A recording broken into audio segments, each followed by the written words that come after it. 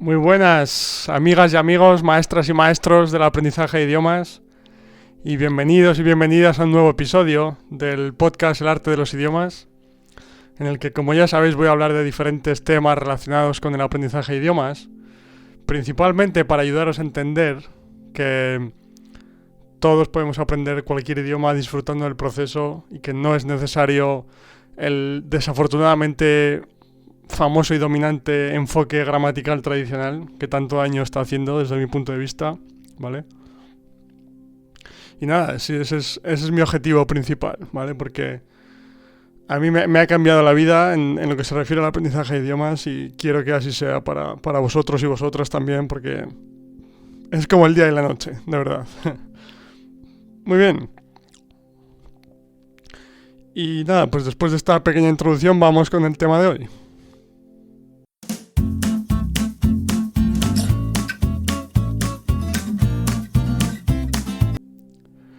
Y en el episodio de hoy voy a hablar de un recurso específico que estoy empezando a utilizar mucho en mis clases de español y que también estoy empezando a utilizar más y más para ayudarme a mí como estudiante de idiomas a seguir mejorando mi conocimiento de otros idiomas. Y se trata de los juegos de mesa. Sí. Y bueno, ahora voy a explicar las razones por las que creo que es un recurso tan interesante, ¿vale? Pero vamos, principalmente recuerdo que cuando era pequeño me gustaban mucho los juegos de mesa, me acuerdo, y no sé, es algo que con el tiempo vas dejando de lado, pero no tiene por qué ser así, ¿no? Y ahora encima, en estos tiempos que vivimos con internet, 80.000 posibilidades, plataformas, etcétera, que puedes jugar online. Puedes jugar en presencial también con amigos si prefieres. Pero bueno, que tenemos mil oportunidades, ¿no? Por decirlo así.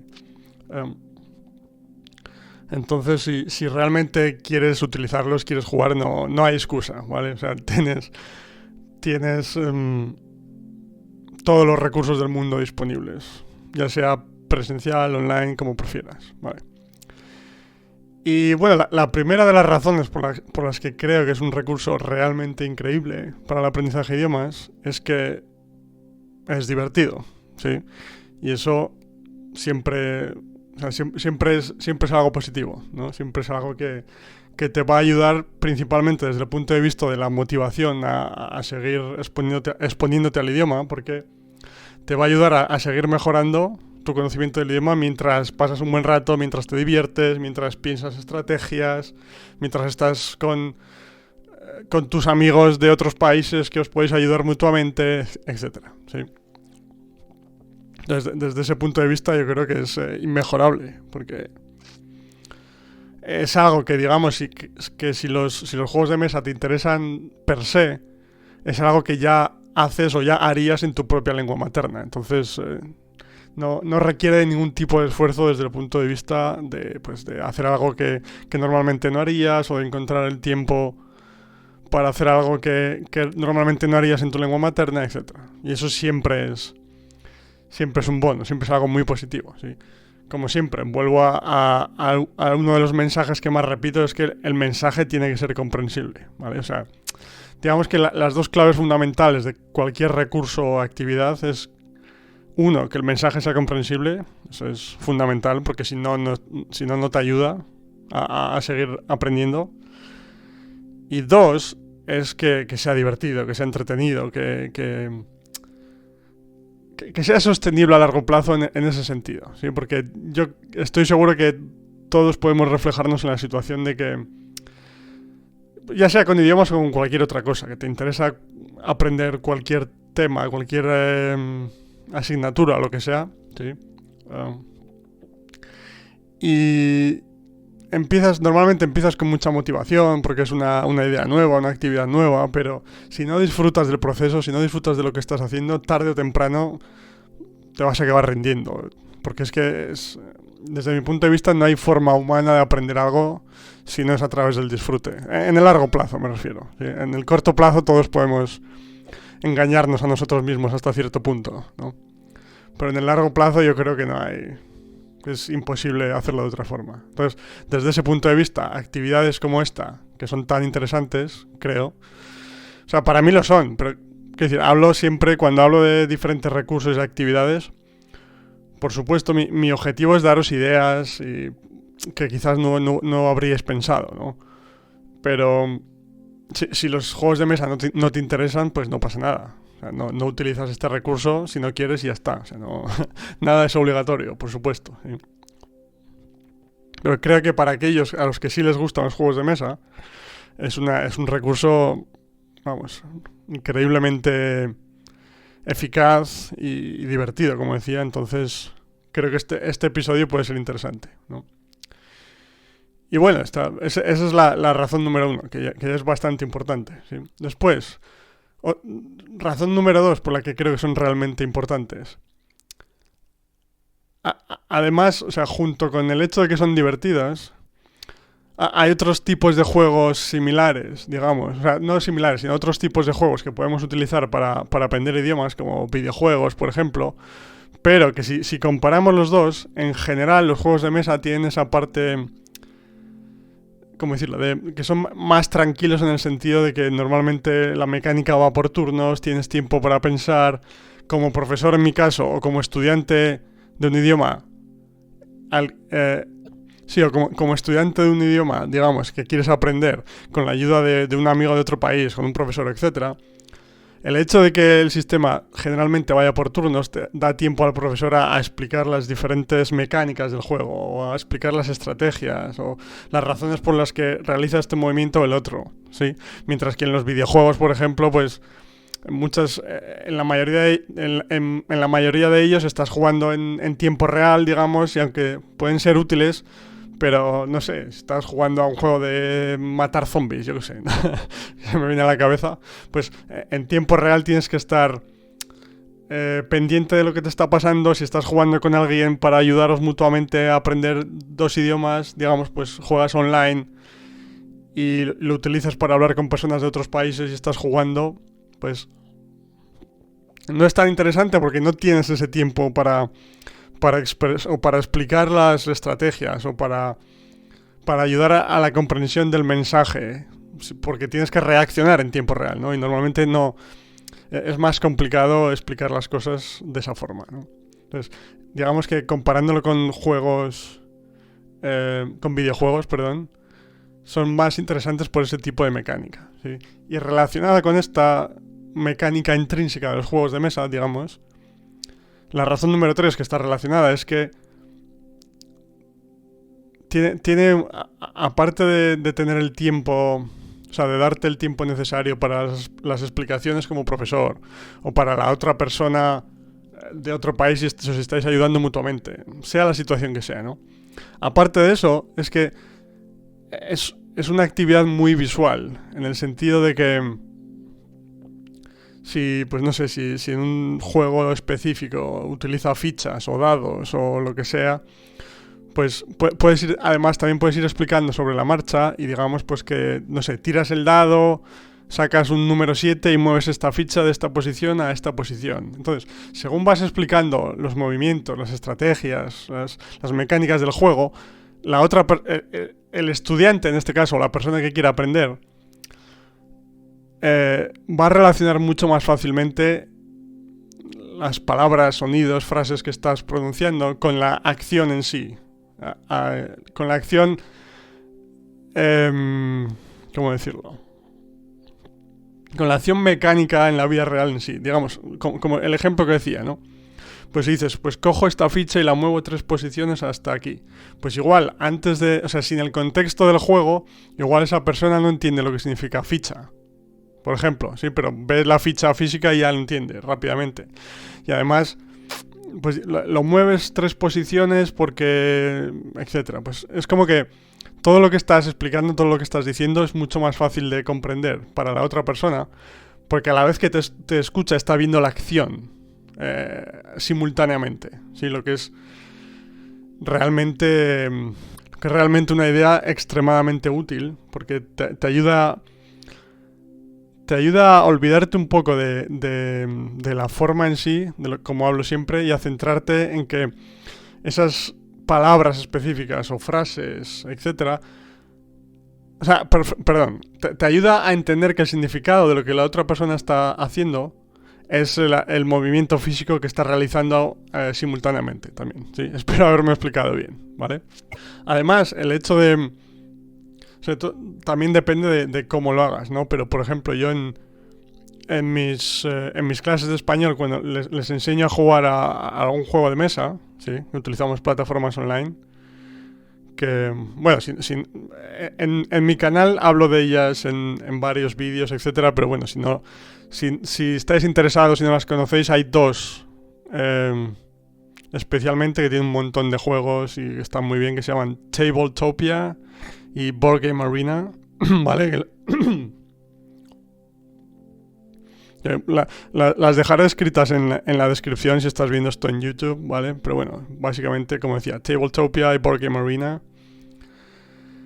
Y entonces lo que yo hago, además de enseñarles a jugar, especialmente en las primeras partidas, pues también explico el porqué de mis movimientos, el porqué de mis estrategias, ¿vale? Entonces digamos que más allá de la parte más simple física de muevo esta ficha de aquí a aquí, o de aquí a allá, de acá a allá, etcétera, o de tiro los dados, o sea, más allá de esa parte física, que ya en sí es muy interesante para relacionar los sonidos con el movimiento en real, sí, con el significado real.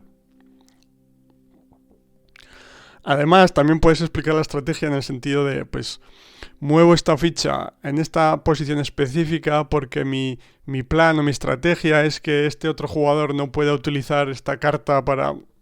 sí, dependiendo del juego, ¿no?